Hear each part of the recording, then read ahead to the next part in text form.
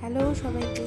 কীভাবে এই গরমে আমরা খুব তাড়াতাড়ি মেকআপ করতে পারি কম প্রোডাক্টে, সেটাই আজকে দেখাচ্ছি। চলো, তো প্রথমেই স্কিনটাকে প্রিপারেশন করে নিয়ে আমি একটা সানস্ক্রিন ইউজ করেছি, যেটা নাকি ল্যাকমি 9to5-এর প্রাইমিং সানস্ক্রিন। তো সেইটা ইউজ করে নেওয়ার পরে ভালো করে গলায় আমার এক্সপোজ জায়গাগুলো আমার খুব পছন্দের একটা প্রোডাক্ট 9to5-এর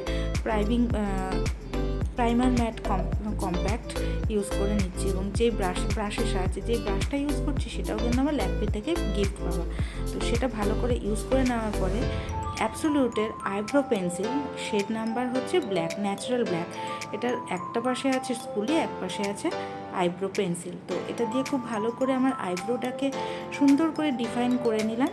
এবং করে নেওয়াতে এটা একদম ন্যাচারাল যেটা লাগে, মানে নিজস্ব আইব্রো থাকলে যেরকমটা হয় সেই ন্যাচারাল আইব্রোটা আমার ফিলটা হয়।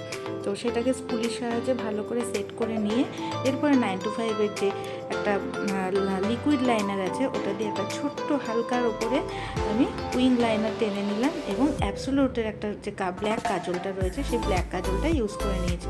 এরপরে আমি মাস্কারার জন্য ইউজ করেছি অ্যাবসোলিউটের ল্যাশ বুস্টিং এক্সট্রিম যে মাস্কারাটা আছে সেটা ইউজ করে নিয়েছি।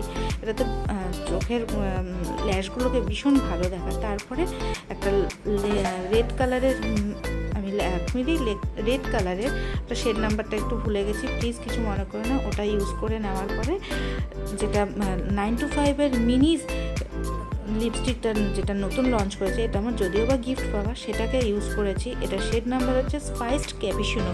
ওটা ইউজ করে নেওয়ার পরে অ্যাবসোলিউটের সেটিং স্প্রে দিয়ে মেকআপটাকে সেট করে নিয়ে চুল বেঁধে ল্যাকমিরই সিঁদুর যেটা রয়েছে লিকুইড রেড সিঁদুর সেটাকে ইউজ করে নিয়েছি।